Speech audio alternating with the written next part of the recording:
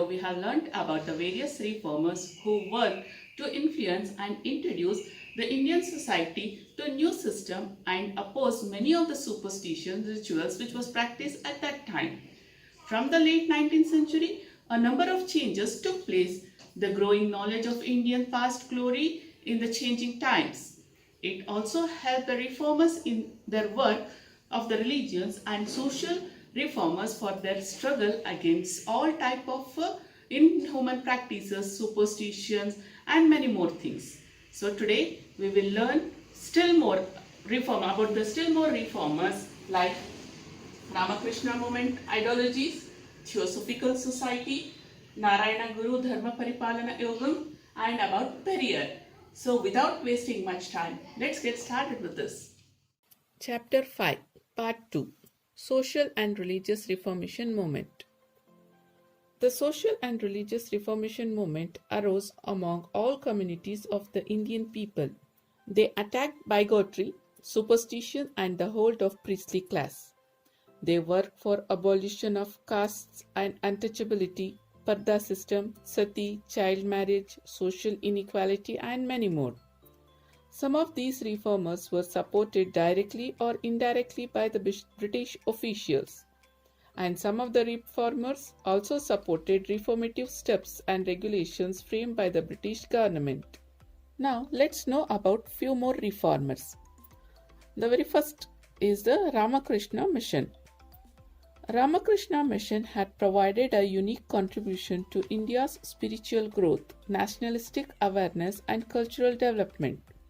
Swami Vivekananda founded Ramakrishna Mission at Belur near Calcutta in 1897. Ramakrishna Mutt was established at Mayavati near Almora of Uttaranchal. Ramakrishna Mission was founded to carry the message and thoughts of Sri Ramakrishna, the spiritual guru of Swami Vivekananda. Sri Ramakrishna Paramahamsa was a worshipper of Kali and also a priest at Calcutta Kali Mandir. One has to attain moksha through dhyana and bhakti, said Ramakrishna, and his life itself was an example of this model. He had believed that all religions advocate the same. He also believed that there are many ways to attain moksha and the God. He said idol worship is inevitable as he was believing in the idol worship. In order to spread the teachings of Ramakrishna Paramahamsa, Swami Vivekananda founded this mission.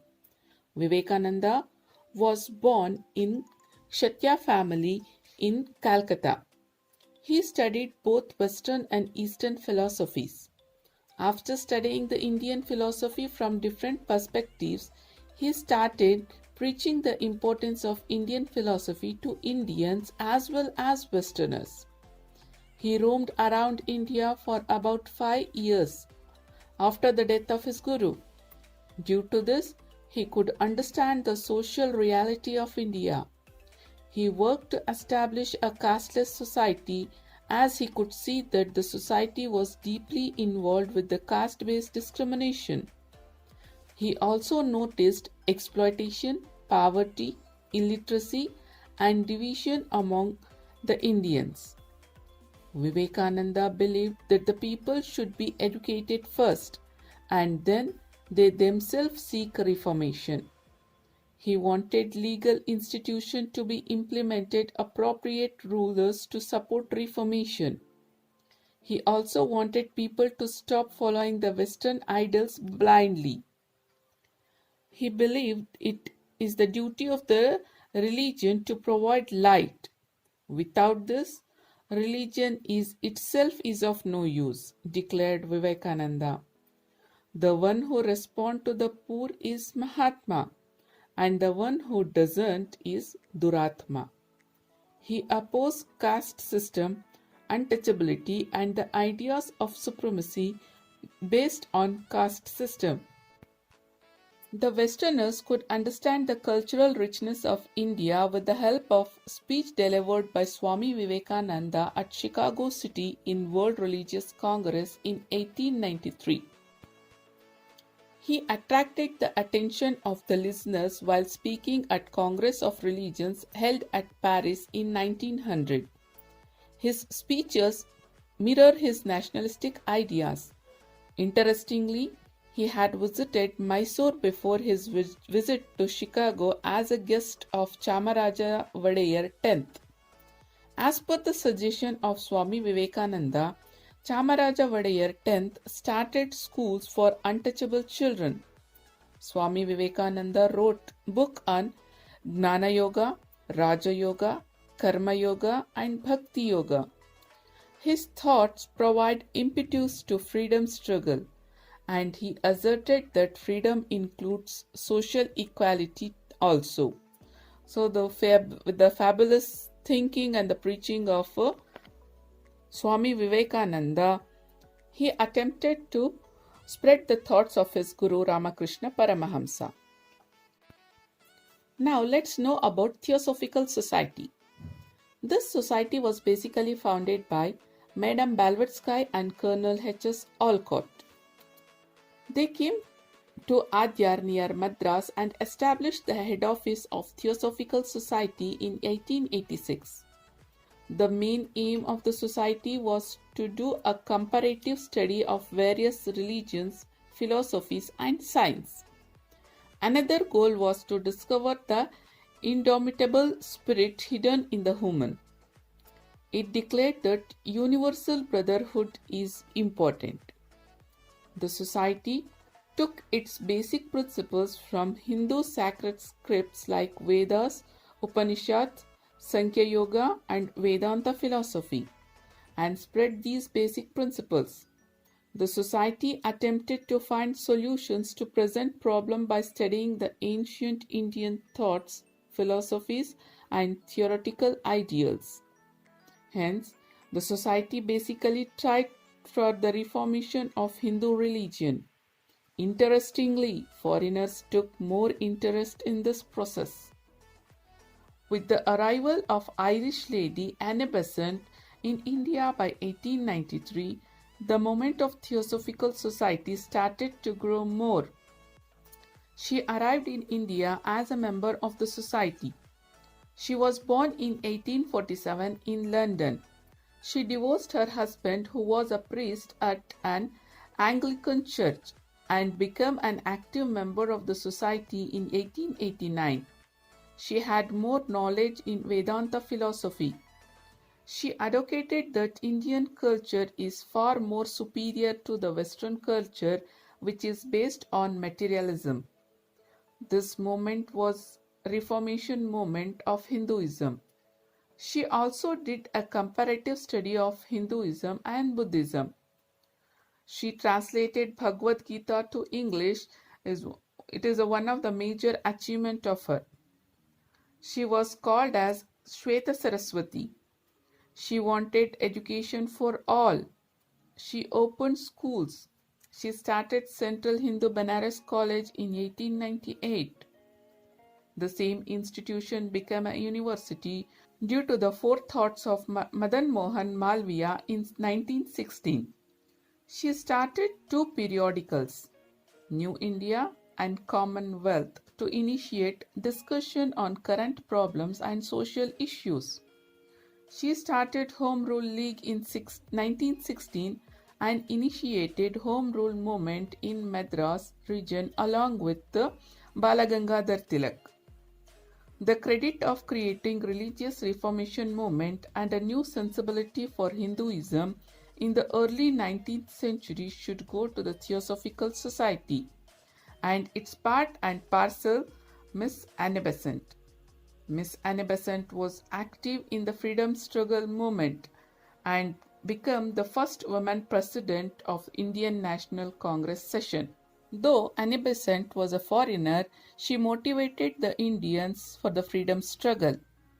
Now, let's move on towards Sri Narayana Guru Dharma Paripalana Yogam. Sri Narayana Guru started Reformation movement in 1903. This started in Ilavu of Kerala. This movement aimed at strengthening the backward and exploited communities. Narayana Guru and his companions, Dr. Palpu, and Kumaran Asan led the movement. The caste difference were too much in Kerala, and there were many prohibitions in place. During that time, all were not allowed to use facilities like tank and roads. They were barred from wearing footwears. Restrictions were there on women's dress also. These communities had to live without basic human rights. In order to address these issues, Sri Narayana Guru started Dharma Paripalana Yoga movement. One caste, one religion, and one God for human beings was the basic ideas of Sri Narayana Guru. Education is the only path to achieve this, he declared. He built temples for the backward communities as they were denied entry into temples. Narayana Guru and his companions started Vaikam movement as temple entry movement in 1924. Gandhiji and Periyar, the architect of self-respect movement, participated in this. The temple entry of Guruvayur temple was the major incident. With this, Sri Narayana Guru tried to achieve equality for all. Now let's move towards the another important person, that is Periyar. In the beginning of the 20th century, a non-Brahmin movement started in South India. The majority non-Brahmins launched agitation demanding representation in the government sector as per their population. It became a major movement in many states like Karnataka later. The non-Brahminical communities opposed restrictions against them. This was possible due to the English education. The census reports published after 1870s provided a picture of their population. The Justice Party started in 1916 continued the movement in Tamil Nadu. Non-Brahmin movement took a new shape under the Justice Party. This became more radical. Self-respect movement led by E.V. Ramaswamy Naichur became a new force. Ramaswamy, who came out of Congress in 1925, started Self-Respect League in 1926. He was called as Periyar, means a senior person out of love by people. Periyar was born in Erode to a rich family. He believed that Congress is in favor of Varna system and started a new movement based on Dravidian racial identity. He rejected the racial supremacy in the name of Arya and Brahmin. He said Tamil is the language of Dravidians. He opposed Sanskrit language and literature. He also rejected Rama as the Vedic leader and accepted Ravana as the Dravidian leader. Angered by a bad experience at Banaras, he converted Sanskrit, Rama and Ravana as cultural idols and patronized Ravana. He campaigned equality and criticized caste and gender-based discrimination. He participated in temple entry movement held at Vaikom in Kerala. He became the president of Justice Party in 1939. He started an association called Dravida Kalagam. He also started Justice Periodical. Even today, Periyar remains as an ideological symbol in Tamil Nadu politics. This is more evident in all the political parties of Tamil Nadu retaining the word Dravida with their names. The ideological non-Brahminical movement started by Ayontidas and T.M. Nair was turned into a cultural movement by Periyar. His life goal was to establish an equal society where there will be no inequality based on caste, religion, and gender. So, this was all about our reformers who faced severe opposition from the society and orthodox people. But still, they wanted our society to be changed and the superstitious practices should be stopped. This provoked the Indians further to fight for their freedom. To know more interesting things like this, stay tuned and keep learning. Thanks for watching.